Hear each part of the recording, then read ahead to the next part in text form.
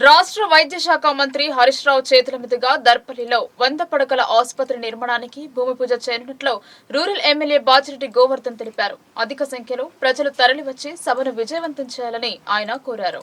దర్పల్లి మండల కేంద్రంలో మండల రెవెన్యూ కార్యాలయం వెనుక భాగంలో 100 పడకల ఆసుపత్రి కొరకు ఇటీవలే స్థలాన్ని కేటాయించారు.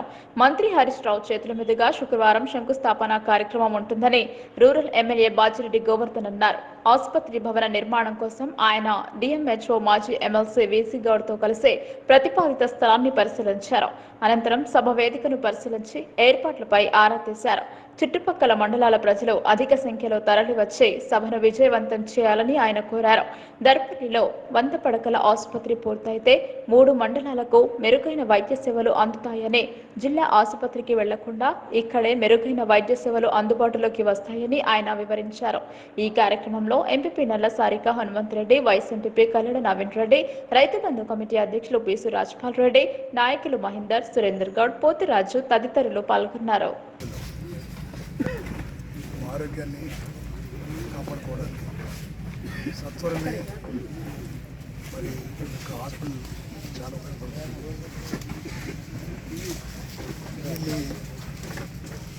దీని గురించి తర్వాత నియోజకవర్గంలో పిచ్చిపల్లి మరి దర్పల్లి 2 సిహెచ్ సెంటర్ ఉంది. పిచ్చిపల్లి అనుకున్న నేను కానీ పిచ్చిపల్లి మీద మన దగ్గర ఉంటుంది కాబట్టి సెంటర్లో పిచ్చిపల్లి దర్పల్లి ఉంటాయి కాబట్టి దర్పల్లి సెలెక్ట్ తీసుకోవడం జరిగింది. దాన్ని అడగగానే గౌరవ ముఖ్యమంత్రి గారు కాకుండా మరి ఆరోగ్య శాఖ మంత్రి గౌరవనీయులు హరీష్ రావు గారు కూడా పూర్తి పాజిటివ్గా రిపోర్ట్ ఇచ్చి దీని మంజూరికి పూర్తిగా వారు సహకరించడం జరిగింది. వారికి ధన్యవాదాలు తెలియజేస్తున్నాను.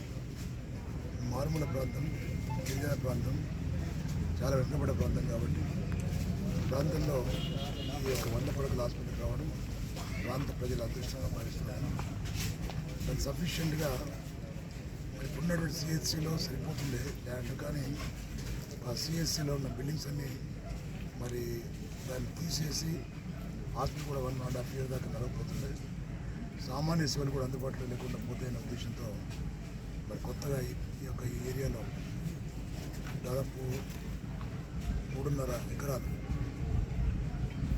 దాదాపు 4-3.5 ఎకరాలు ఇక్కడ రెవెన్యూ డిపార్ట్మెంట్ వాళ్ళు, తర్వాత కొంత స్కూల్ సంబంధించిన గ్రౌండ్ వాళ్ళు వాటిని తీసుకొని డెవలప్ చేయడం జరిగింది. మరి రేపు హరీష్ రావు గారు వచ్చి 100 పడకల ఆసుపత్రి శంకుస్థాపన చేయబోతున్నారు.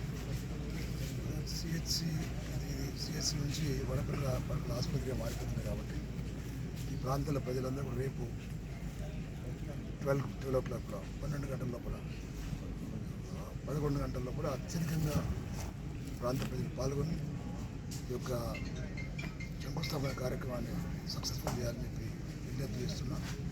దానికి తోడుగా చివన్పల్లి నా సొంత గ్రామం, అక్కడ గిరిజన ప్రాంతం కాబట్టి అక్కడ ఎలాంటి వైద్య సేవలు లేకుండా అక్కడ కూడా ముఖ్యమంత్రి గారు చెప్పగానే రిక్వెస్ట్ చేయగానే ప్రైమరీ హెల్త్ సెంటర్ కూడా మంజూరు చేయడం జరిగింది.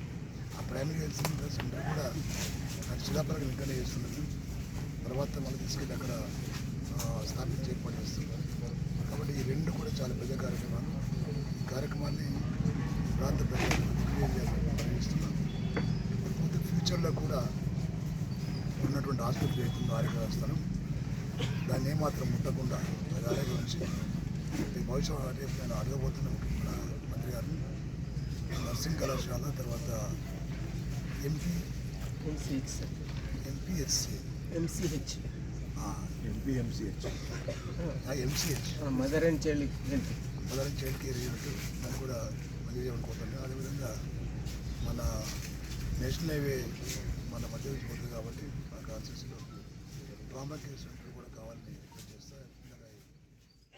గిరిజనులకు పోడు పట్టాల పంపిణీ కేసీఆర్ తోనే సాధ్యమైందని మంత్రి వేముల అన్నారు.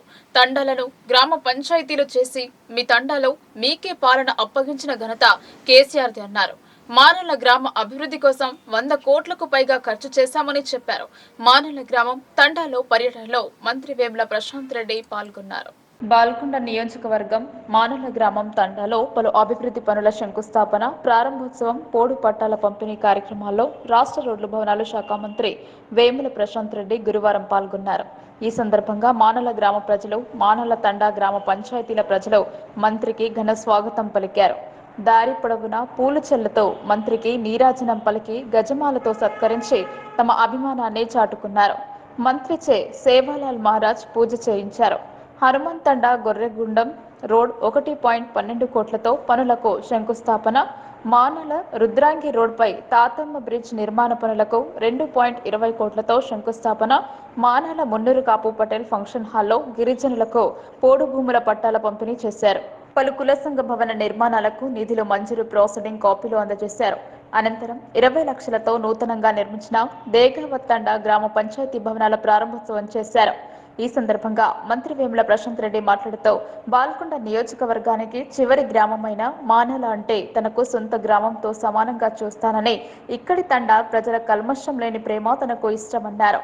ఇవాళ మానల గిరిజన ప్రజల 762 కుటుంబాలకు 1750 ఎకరాలు పోడు పట్టాలు పంపిణీ చేసుకోవడం ఎంతో సంతోషాన్ని కలిగించిందన్నారు. ఇక నుండి మీ భూములకు మీరే రారాజులు అని, గిరిజనులకు పోడు భూముల పట్టాల పంపిణీ ఒక్క కేసీఆర్తోనే సాధ్యమైందన్నారు. ఇది మరెవ్వరితోనూ సాధ్యపడదని మంత్రి స్పష్టం చేశారు. లంబాడీలు అంటే తనకు అత్యంత ఇష్టమని, లంబాడీలు అబద్ధాలు ఆడరన్నారు. ఒక్క ఊరి కోసం 100 కోట్ల పైగా అభివృద్ధి పనులు జరిగాయని, మానల ప్రజలను అంతా నా కుటుంబ సభ్యులలాగే చూశానని చెప్పారు. పార్టీ భేదాలు ఎన్నడూ చూడలేదు, ఏ పని కోసం కూడా ఎప్పుడూ తిప్పించుకోలేదన్నారు. మీ జేబు నుంచి రూపాయి ఖర్చు కానివ్వలేదని అన్నారు. మానల గ్రామంలో 11 కులాలకు సంఘ భవనాలకు సేవాలాల్ భవనాలు 67 లక్షలు, 60 లక్షలు ఇతర సంఘ భవనాలకు ఇచ్చామని, మొత్తం ఒక్క గ్రామంలోనే 1.27 కోట్లు సంఘ భవనాలకు నిధులు ఇచ్చామని చెప్పారు. 16 తండాలు ఉంటే 4 గ్రామ పంచాయతీలు అధికారులు ప్రపోజల్ చేస్తే గిరిజన ప్రజల అభిష్టం మేరకు తాను 8 గ్రామ పంచాయతీలు చేయించానని అన్నారు. తీజ్ పండుగకు మహిళకు తీజ్ భవనాలు, సేవాలాల్ భవనం ఒక్క బాల్కొండ నియోజకవర్గంలోనే ఇచ్చాం. రాష్ట్రంలో ఇట్లా ఎక్కడా లేదన్నారు. కాంగ్రెస్, బీజేపీ వాళ్ళు వచ్చి అయోమయంలో పడేసే మాటలు చెబుతారు. వారి పట్ల అప్రమత్తంగా ఉండాలని అన్నారు. మోసపు మాటలు నమ్మొద్దని కోరారు. మీ కళ్ల ముందు కనిపిస్తున్నదే వాస్తవమని, అదే నమ్మాలని అన్నారు. గృహలక్ష్మి పథకం ఇప్పుడు కొంతమందికి వచ్చేసరికి మిగిలిన వారికి ఇస్తామని, అర్హులై పెన్షన్లు రాని వారికి కూడా ఇస్తామని హామీ ఇచ్చారు. మీలో ఒక్కడిగా మీ ప్రాంత అభివృద్ధి కోసం కృషి చేశాను. గిరిజన ప్రజల చిరకాల కోరికలను సీఎం కేసీఆర్ దయతో నెరవేర్చానని అన్నారు. మానల గ్రామ తండల ప్రజల ఆశీర్వాదం కేసీఆర్ కు తనకు ఎప్పుడు ఉండాలని కోరారు. రానున్న రోజుల్లో ఈ ప్రాంతాన్ని మరింత అభివృద్ధి చేసుకుందామని అన్నారు. ఇక్కడ జరిగిన అభివృద్ధిపై ముఖ్యంగా యువత ఆలోచన చేయాలని కోరారు.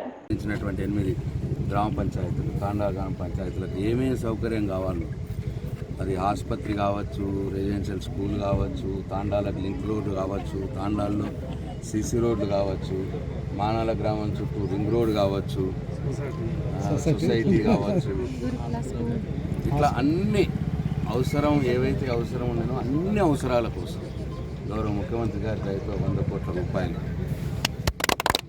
అభివృద్ధి చేసుకున్నాం. మానాల తాండావాసుల యొక్క చిరకాల కోరికైనటువంటి మానాల మరిమడ్ల రోడ్ 20 కోట్ల రూపాయలతో దాన్ని కూడా మంజూరు చేసుకున్నాం. ఇవాళ ఆ పనులు కూడా జరుగుతూ ఉన్నాయి. మానాల ఊర్లో నుంచి భీమ్గల్ నుంచి రుద్రంగి మట్టుకు డబుల్ రోడ్డు కూడా ఇవాళ పనులు జరుగుతున్నాయి. ఇట్లా అనేక కార్యక్రమాలు ఇవాళన్నీ కూడా చేసుకున్నాం. దానికి అదనంగా ఈరోజు ముఖ్యంగా ఈ మానాల రుద్రంగి రోడ్లో ఏదైతే ఘాట్ రోడ్ ఉందో ఆ ఘాట్ రోడ్లో ఒక బ్రిడ్జ్ అవసరం ఉన్నదని చెప్పి చాలా రోజుల నుంచి ప్రజల కోరిక ఉన్నది, మానాల గ్రామ ప్రజల కోరిక. దాన్ని ఇవాళ 2,20,00,000 రూపాయలతో గౌరవ ముఖ్యమంత్రి గారు మంజూరు చేయడం జరిగింది. దానికి కూడా భూమి పూజ చేసుకున్నాం. మానాల గ్రామ ప్రజలకు నా హృదయపూర్వక శుభాకాంక్షలు తెలియజేస్తా ఉన్నా. అట్లనే మానాల నుంచి హనుమాన్ తాండా మీదుగా 20 లక్షల రూపాయలతో అదొక డాంబర్ రోడ్ కూడా పూజ చేసుకోవడం జరిగింది. అట్లనే అంతకన్నా మొదలే ఒక 80 లక్షల రూపాయలతో కల్వర్టు 2 కల్వర్ట్ నిర్మాణాలు కూడా దానికి కూడా పూజ చేసుకోవడం జరిగింది. అట్లనే మానాల్లో ఇదివరకే 5 కుల సంఘాల భవనాలు ఇచ్చినాం. ఇంకా మిగిలిన 6 కుల సంఘాల భవనాలు ఇవాళ ప్లస్ సొసైటీ కోసం, ఆఫీస్ కోసం 30 లక్షల రూపాయలు అది కూడా ప్రొసీడింగ్స్ కాపీలు అందరికీ కూడా ఇవ్వడం జరిగింది. ఇట్లా ఈ ఒక్కరోజు దాదాపు 5 కోట్ల పైచిలుకు రూపాయలతో ఇవాళ మానాల తాండావాసులు మొన్ననే మానాల తాండావాసులకు కూడా 16 తాండాల్లో ఫీజు బిల్డింగ్లు కావచ్చు, సేవాలాల్ బిల్డింగ్లు కావచ్చు, ఏదైనా వారి ఇష్టం ఉన్నది కట్టుకోవచ్చని దాదాపు అది కూడా 65 లక్షల రూపాయలతో 67 లక్షల రూపాయలతో తాండావాసులకు ఇచ్చాం. మొన్ననే ఇవాళ 30 లక్షల రూపాయలతో గ్రామస్తులకు కుల సంఘాలకు ఇచ్చాం. ఇట్లా దాదాపు 1,20 లక్షల రూపాయలు కేవలం సంఘ భవనాల కోసం మానాల దాని చుట్టుపక్కల తాండాలకు ఇవ్వడం జరిగింది. ఇట్లా అన్ని రకాల కార్యక్రమాలు ఇవాళ చేసుకున్నాం గౌరవ ముఖ్యమంత్రి గారి దయతో.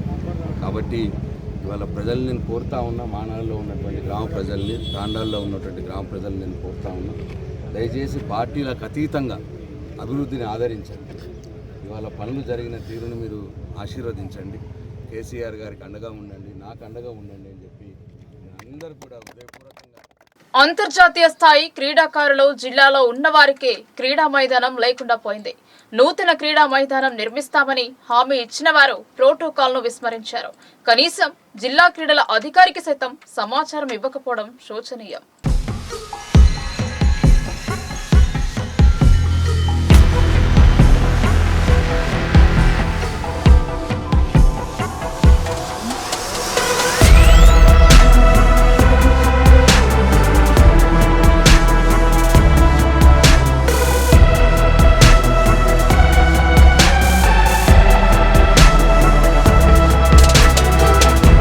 నిజామాబాద్ జిల్లాలో క్రీడాకారులను ప్రోత్సహించేందుకు గాను జిల్లా ఒలింపిక్ అసోసియేషన్ జిల్లా కలెక్టర్కు, మంత్రికి, పలువురు ప్రజాప్రతినిధులకు వినతులు అందజేశారు.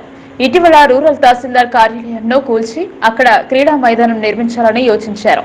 ఇటీవల ఎమ్మెల్సీ కవిత దీనికి భూమి పూజ చేయాల్సి ఉండగా సర్వం సిద్ధం చేశారు. కానీ అనుకోకుండా కార్యక్రమం కాస్త వాయిదా పడింది. తిరిగి గురువారం నగర ఎమ్మెల్యే బిగాల క్రీడా మైదానంకు భూమి పూజ చేశారు. కానీ క్రీడలకు సంబంధించిన వారు ఎవరూ లేకపోవడం చూస్తుంటే ఎమ్మెల్యే ఒంటెద్దు పోకడకు పోతున్నారన్న విమర్శలు వినిపిస్తున్నాయి. ఇటీవల నూతనంగా ఏర్పడ్డ జిల్లా ఒలింపిక్ అసోసియేషన్ కార్యవర్గానికి కానీ జిల్లా క్రీడల అధికారికి ఎలాంటి సమాచారం లేదని క్రీడా అసోసియేషన్ వారు వాపోతున్నారు. క్రీడా మైదానం భూమి పూజలో పార్టీలకు అతీతంగా జరగాలి. క్రీడాకారులకు రాజకీయాలు ఉండవు. కానీ దీన్ని రాజకీయ కోణంలో ఆలోచన చేసి ఎమ్మెల్యే బిగాల ఎవరిని సంప్రదించకుండా భూమి పూజ చేయడం వెనుక ఆంతర్యం ఏంటని పలువురు ప్రశ్నిస్తున్నారు. आज निजामाबाद शहर में एक ग्राउंड का स्टेडियम का इफ्तिताह हुआ है।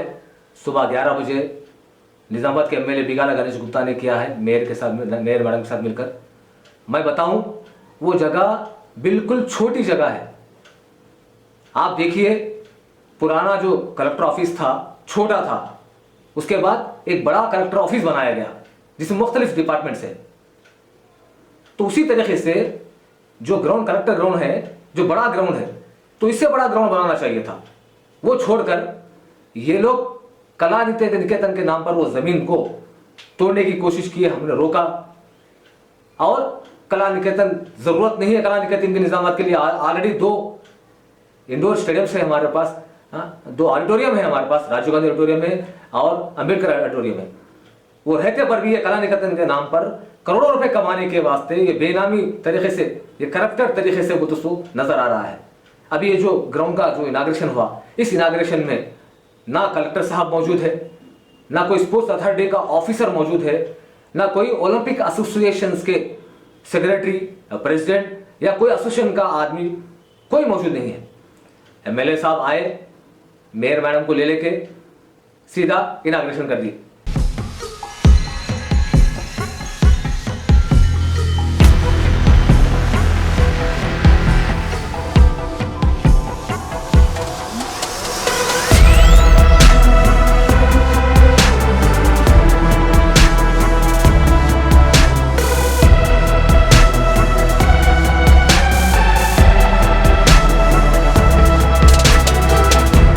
బంగారు తెలంగాణలో బాసటగా నిలిచి క్రీడా ప్రాంగణాన్ని సమాచారం లేకుండా ఎమ్మెల్యే నడుచుకోవడం పట్ల పలు అనుమానాలు వ్యక్తం చేస్తున్నారు. గుట్టు చప్పుడు కాకుండా ఈ కార్యక్రమం జరపడం మీద క్రీడా సంఘాల వారు అనేక సందేహాలను వెలిబుచ్చుతున్నారు. జిల్లా ఒలింపిక్ అసోసియేషన్ కార్యదర్శి బొబ్బిలి నర్సయ్య అక్కడే ఉన్న కనీస మర్యాదగా పిలవకపోవడం పట్ల ఆయన కాస్త అసహనం వ్యక్తం చేస్తున్నారు. అసలు నిజామాబాద్ జిల్లా నుండి క్రీడాకారులు ఎదగకుండా చేయాలన్నదే ఎమ్మెల్యే లక్ష్యమా అని ప్రశ్నిస్తున్నారు. అందరికీ అనువుగా క్రీడా ప్రాంగణం శంకుస్థాపన చేసేది ఉంటే క్రీడా సంఘాలకు కనీస సమాచారం అందించాలన్న అవగాహన లేకుండా ఉంటుందా? అన్ని తెలిసినా వీరికి చెప్పేది ఏంటని ఎమ్మెల్యే అహంకారం చూపడమా అర్థం కావడం లేదు. ఎన్నికలు దగ్గరలో ఉన్నాయి. కేవలం శిలాఫలకం వేసి చేతులు దులుపుకోవడం కోసం ఈ పని చేశారా అనేది అర్థం కాని పరిస్థితి. ये बिल्कुल छोटी जगह है, ये मछली मार्केट की जैसा, वेजिटेबल मार्केट की जगह जैसा हो जाएगा। करीब 1.5 एकड़ जमीन पे आप कैसा स्टेडियम बन सकते? फिर 1.5 एकड़ पे तो बिल्डिंग होना, फिर उसके बाद टॉयलेट्स होना, उसमें कैंटीन होना, ये तमाम चीज़ें कैसा हो सकता? 150 मीटर 200 मीटर का ट्रैक बनेगा, इससे बढ़कर नहीं बनेगा। ये एक शर्म की बात है। आप कलेक्टर ऑफिस इतना बड़ा बनाते हैं और मैनिफेस्टो में आप बता कि इंटरनेशनल ग्राउंड बनाएंगे हम। जब इंटरनेशनल ग्राउंड बनाएंगे, क्या 1.5 एकड़ में इंटरनेशनल ग्राउंड बनता? हमने एहतजाज किया, मैंने दोपहर 2 बजे के टाइम पे ग्राउंड बचाओ, स्टेडियम बचाओ, कलेक्टर ग्राउंड बचाओ बोल के मैंने दोपहर में 2 बजे एजुटेशन रन कंटेश्वर मंदिर मस्जिद के सामने से कलेक्टर ऑफिस को जाकर रिप्रेजेंटेशन किया मैं 2 बजे दोपहर में गर्मा के वक्त कि हमारे बच्चों का मुस्तकबिल कैसा होगा, हमारे बच्चे कहाँ जाके खेलेंगे, कहाँ पर वो दोस्तों ज़ईफ लोग वॉकिंग करेंगे, कहाँ पर फिजिकली ताकत बनाने के वास्ते लोग जाएंगे, खवातीन कहाँ पर वॉक के लिए जाएंगी। शहर के अंदर एक ही बड़ा ग्राउंड था, ये ग्राउंड को भी कला निकेतन के नाम पे बेच दिया जा रहा है।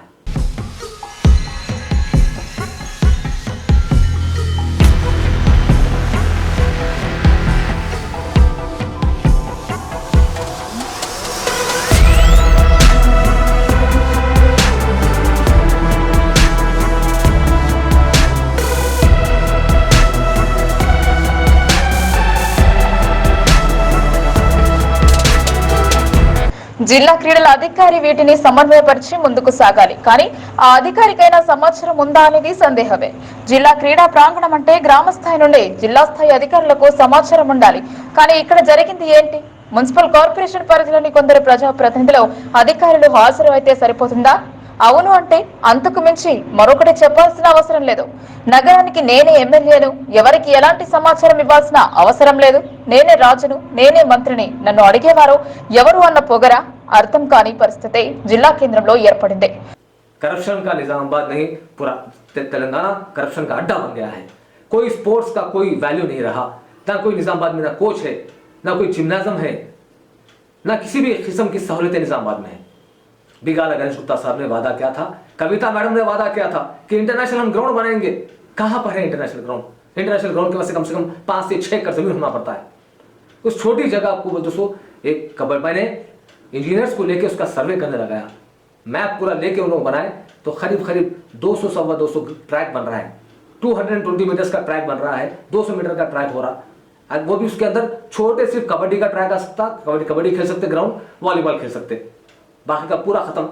हॉकी के बच्चे हमारे हॉकी कहाँ खेलेंगे, एथलेटिक्स के बच्चे कहाँ प्रैक्टिस करेंगे, हाँ वॉलीबॉल के बच्चे कहाँ बास्केटबॉल खेलेंगे, वॉलीबॉल खेलेंगे, हॉकी खेलेंगे, हुशू कहाँ खेलेंगे, बॉक्सिंग कहाँ खेलेंगे, वर्ल्ड चैंपियन से हमारे पास लड़के हमारे पास, फुटबॉल कहाँ खेलेंगे।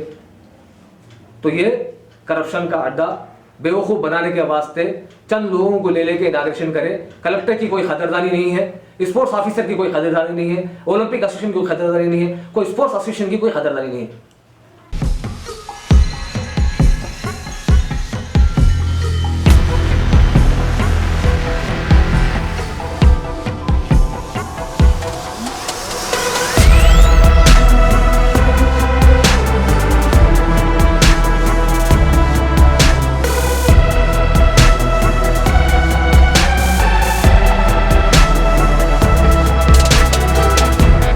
ఎమ్మెల్యే తీరు పట్ల ఒలింపిక్ అసోసియేషన్ కార్యదర్శి అసంతృప్తిగా ఉన్నారు. ఎమ్మెల్యే తీరును తీవ్రంగా వ్యతిరేకిస్తున్నారు. క్రీడా కోచ్లు లేక, సరైన తర్ఫీదు లేక, ఆటలపై ఆసక్తి ఉన్న మైదానం లేక, ఆటలలో రాణించక కృంగిపోతున్న వారికి బాసటగా నిలవాల్సిన వారు క్రీడా మైదానాలు లేక నిరుత్సాహపడుతున్నారు. వారికి శుభవార్త చెబుతూ క్రీడా ప్రాంగణ నిర్మాణం జరుపుతున్నామని చెప్పాల్సిన ఎమ్మెల్యే ఇలా ఎందుకు చేశారు? సమాచారం ఇస్తే ఇది కాస్త రాద్ధాంతం అవుతుందని భావించారా అనే కోణంలో కొందరు ఆలోచన చేస్తున్నారు. तो ये एक झूठा प्रोपेगेंडा, बेवकूफ बनाने का प्रोपेगेंडा करते हुए वे पब्लिक को बेवकूफ बना रहे हैं। याद रखो, मैं निजामाबाद के आवाम से कह रहा हूँ, ये स्टेडियम चले जाएगा, स्टेडियम नहीं बनेगा हमारा तो आने वाले हमारे बच्चों का मुस्तकबिल बर्बाद हो जाएगा, स्पोर्ट्स खत्म हो जाएगा, हेल्थ इज वेल्थ खाली जबानी रह जाएगा। बच्चे आज देखिए, आज 2 साल का बच्चा डायबिटीज है, आज 5 साल का बच्चा हाइपरटेंसिव है। आज हेल्थ कहाँ पर है? ये हालत हमारे देश के हो रहे, हमारे तेलंगाना के हो रहे, निजामाबाद के हो रहे, जबकि कई वर्ल्ड चैंपियन से सोमया हमारे पास, हमारी लड़की जो एशियन गेम सब खेल रही है, बॉक्सिंग की निखजरीन 3 मतलब वर्ल्ड चैंपियन, इंडला सौंदर्या, हुसामुद्दीन, मैं भी एक नेशनल मेडलिस्ट हूँ, कई नेशनल मेडल्स में निजामाबाद की जानी से मैं आज भी मेरा रिकॉर्ड उस्मानिया यूनिवर्सिटी में रखा हुआ है, जो 96-97 में उस्मानिया यूनिवर्सिटी का रिकॉर्ड है। हम जैसे लोगों को, स्पोर्ट्समैन को ना कोई जॉब है, ना कोई जमीन है, ना कोई एकेडमी है। तो मैं बिलखुसूस गवर्नर मैडम से रिक्वेस्ट कर रहा हूं कि ये चीज़ों को रोके। ये एक सियासी खेल, विगाला गणेश गुप्ता, कल्वाकुंतला कविता मैडम ये वो तो हरकत कर रही है। कोई स्पोर्ट्स के कोच की वैल्यू नहीं है, इनके पास असिस्टेंट की वैल्यू नहीं है, ओलंपिक असिस्टेंट की वैल्यू नहीं है, ना कलेक्टर की वैल्यू है, ना कोई स्पोर्ट्स के ऑफिसर की वैल्यू है। देश को बचाओ, हमारे बच्चों की जिंदगी मुस्तकबिल को बचाओ, यही मेरी अदबन गुजारिश है हमारे हायर ऑफिसर से। जय हिंद, जय भारत, जय कांग्रेस।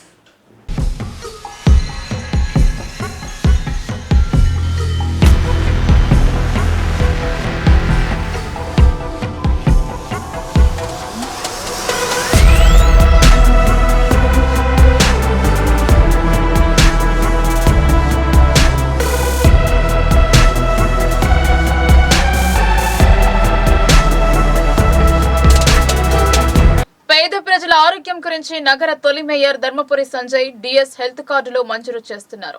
నగరంలోని 5 కార్పొరేట్ ఆసుపత్రుల్లో 30% రాయితీ ఇవ్వనున్నట్లు తెలిపారు. 1,00,000 మంది లక్ష్యంగా నేడు కార్పొరేట్ వైద్యంలో రాయితీ పొందేందుకు ధర్మపురి సంజయ్ ముందుకొచ్చారు. 5 ఆసుపత్రుల్లో డిఎస్ హెల్త్ కార్డు చెల్లుబాటు కానుంది.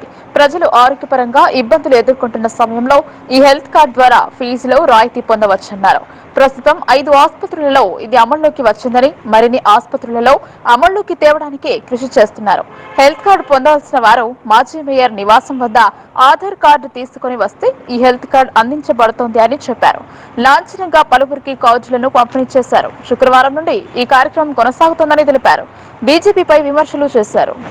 వాళ్ళు చేస్తున్న కార్యక్రమాలు వేరే వాళ్ళకు రుద్దే ప్రయత్నం చేస్తూ ఉంటారు బీజేపీ.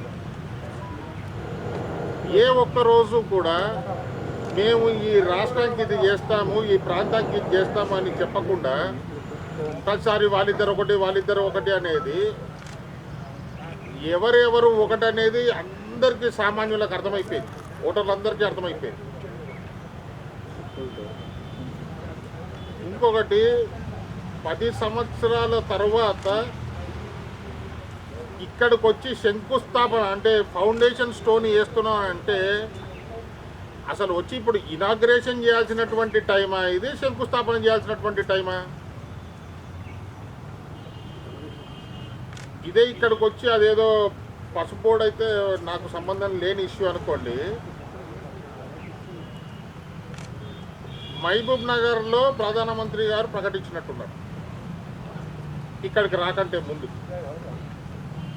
ఇదే క్వశ్చను పార్లమెంట్లో ఇతర సభ్యులు రేజ్ చేసినప్పుడు లేదు, అటువంటి అవకాశం లేదని ఫ్లోర్ ఆఫ్ ద హౌస్ మీద పార్లమెంటు సాక్షిగా ఈ దేశ ప్రజలందరికీ అటువంటి అవకాశం లేదు అని చెప్పడం జరిగింది.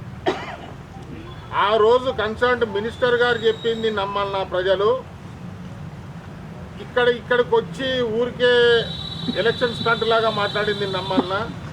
ఆ తర్వాత నిజామాబాద్ ప్రజలు సాక్షాత్తు ఈ రాష్ట్ర ముఖ్యమంత్రి గారి అమ్మాయిని కాదని బీజేపీ పార్టీకి చెందినటువంటి క్యాండిడేట్ని ఎంచుకుంటే బీజేపీ పార్టీ వాళ్ళు కానివ్వండి, ప్రధానమంత్రి మోడీ గారు కానివ్వండి, ఈ ప్రాంత ప్రజలకు చేసిన మేలే. రూపాయి కూడా లేదు. సో రానున్న తరుణంలో ఈ స్టేట్ గవర్నమెంట్ని కానీ అటు సెంట్రల్ గవర్నమెంట్ కానీ రెండు పార్టీలను కూడా వీరు చేసినటువంటి మోసాలను మాయపూరితమైనటువంటి వీరి వాగ్దానాలని ఇక ముందు తెలంగాణ ప్రజలు నమ్మే అవకాశం లేదు. తప్పకుండా రాబోయే ఎలక్షన్స్లో వాళ్ళకు తగినటువంటి నిర్ణయం ప్రజలు తీసుకొని సమస్యల సాధనకై ఆశా వర్కర్ల కలెక్టరేట్ ముట్టడి చేపట్టారు. 11 రోజులుగా సమ్మె చేస్తున్నా ప్రభుత్వం స్పందించడం లేదని కలెక్టరేట్ ముట్టడికి యత్నించారు.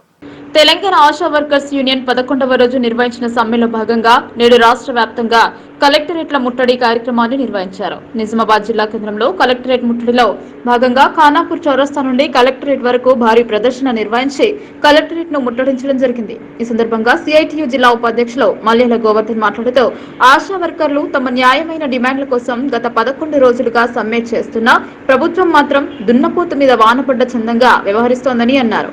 ఆశా వర్కర్లకు ఫిక్స్డ్ వేతనం 18,000 ఇవ్వాలని, 16 నెలలుగా పెండింగ్ లో ఉన్న పిఆర్సీ బకాయిలను చెల్లించాలని, ఇన్సూరెన్స్, పిఎఫ్, ఈఎస్ఐ లాంటి కనీస సౌకర్యాలు కల్పించాలని డిమాండ్ చేశారు. ప్రభుత్వం స్పందించి వెంటనే సమస్యలను పరిష్కరించాలని, లేకపోతే ప్రభుత్వ పతనం తప్పదని హెచ్చరించారు. ఈ కార్యక్రమంలో ఆశా వర్కర్స్ యూనియన్ జిల్లా working president Gaini Rajamani, CITU జిల్లా కమిటీ సభ్యులు నన్నేసాబ్, కటారి రాములు, త్యారంట్ల కృష్ణ, ఆశా నాయకులు రేణుక, సుకన్య, భాగ్య, నర్స, లలిత, వహిద తదితరులు పాల్గొన్నారు. ఆశా వర్కర్స్ యూనియన్ ఆధ్వర్యంలో రాష్ట్ర వ్యాప్తంగా గత 11 రోజుల నుండి నిరవధిక సమ్మె కొనసాగుతూ ఉన్నది. దాంట్లో భాగంగా ఈరోజు నిజామాబాద్ జిల్లా కలెక్టరేట్ కార్యాలయం మీద పెద్ద ఎత్తున ధర్నా కార్యక్రమం నిర్వహించడం జరిగింది. ఈరోజు రాష్ట్ర ప్రభుత్వము ఆశా వర్కర్లతోటి వెట్టి చాకిరీ చేయించుకుంటూ వాళ్లకు కనీస వేతనాలను కూడా అమలు చేస్తున్న పరిస్థితి లేదు.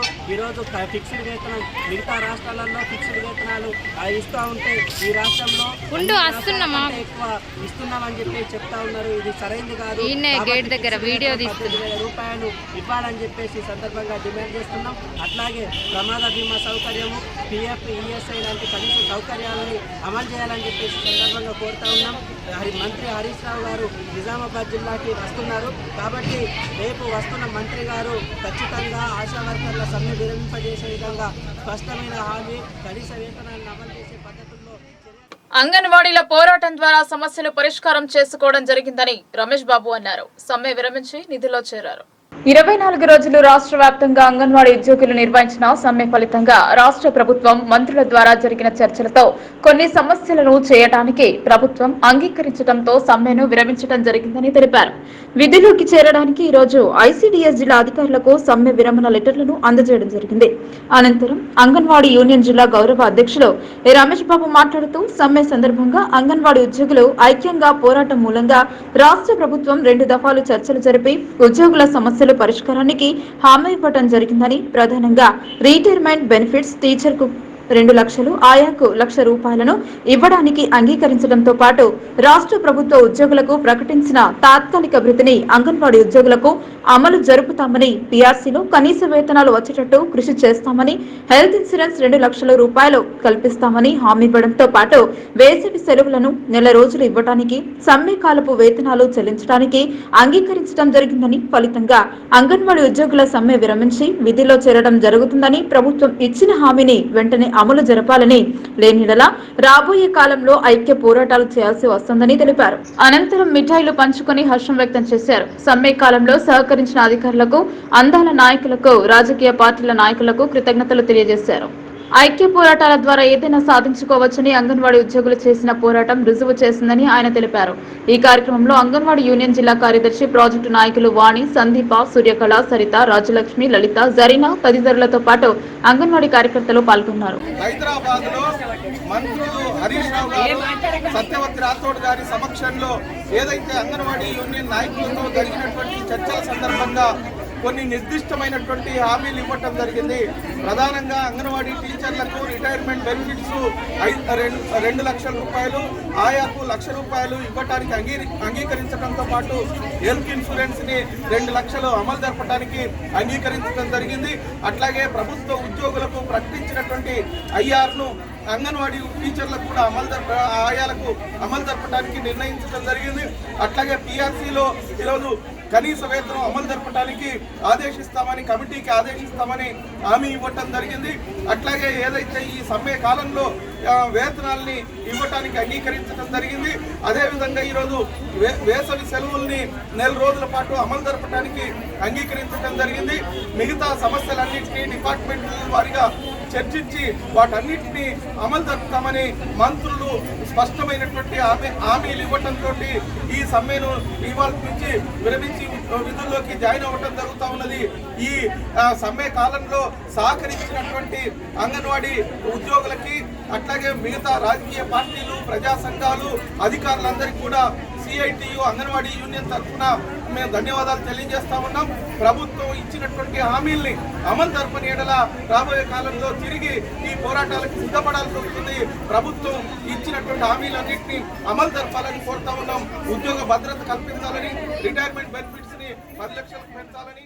తెలంగాణ రాష్ట్రాన్ని అభివృద్ధి పథంలో తీసుకుపోవాల్సిన బాధ్యత మనందరిపై ఉందన్నారు.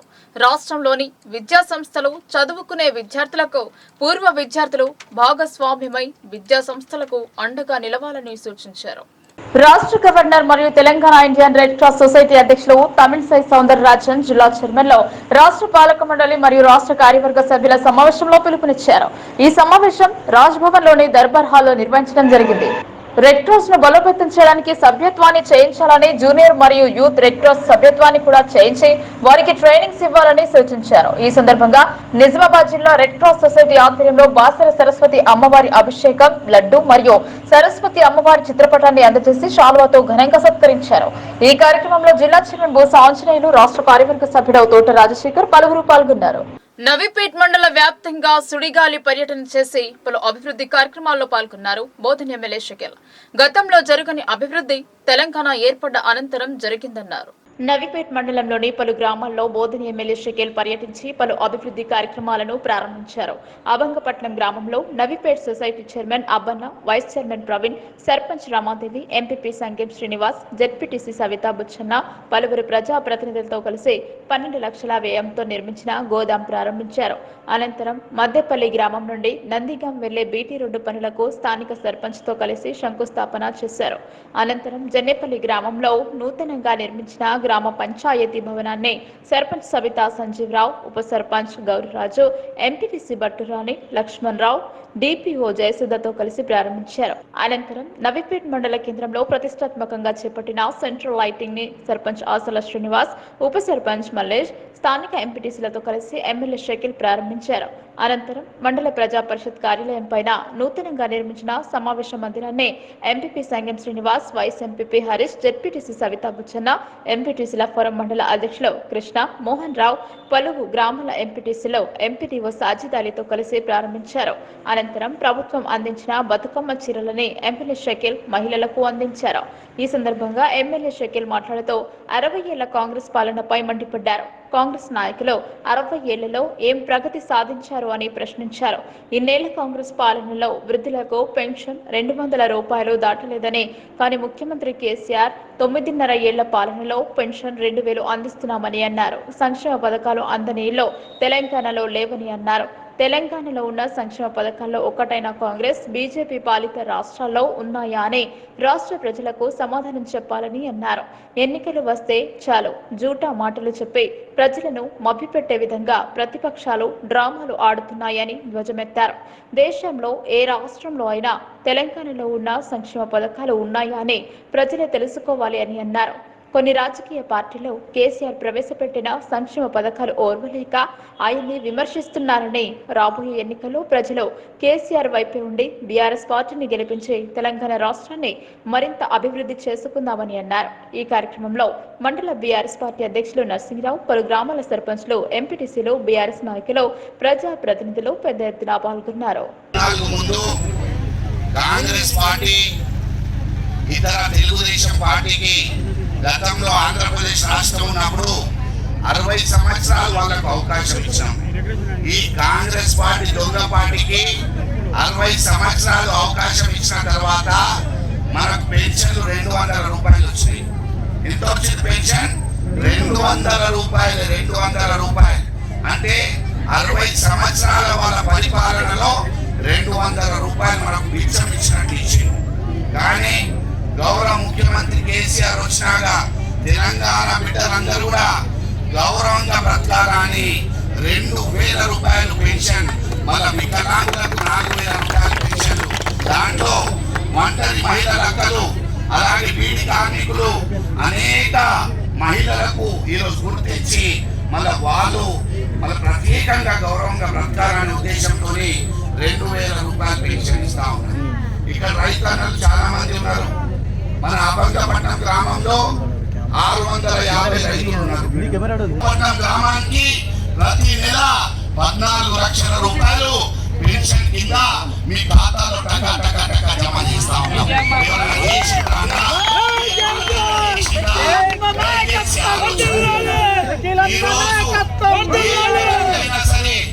ఏ విధంగా అయినా సరే కేసీఆర్ ని ఖతం చేయాలనే ఉద్దేశంతో తెలంగాణ రాష్ట్రం మీద దుష్ట కన్ను పెడతా ఉన్నారు. ఈ రోజు బీజేపీ పరిపాలిత రాష్ట్రాలు ఉన్నారు, ఈ రోజు కాంగ్రెస్ పరిపాలిత రాష్ట్రాలు ఉన్నాయి. మీరు కర్ణాటకలో మీ పాలన ఉంది, రాజస్థాన్ లో మీ పాలన ఉంది, ఛత్తీస్గఢ్ లో మీ పాలన ఉంది. అక్కడ ఎంత పెన్షన్ ఇస్తా ఉన్నారు.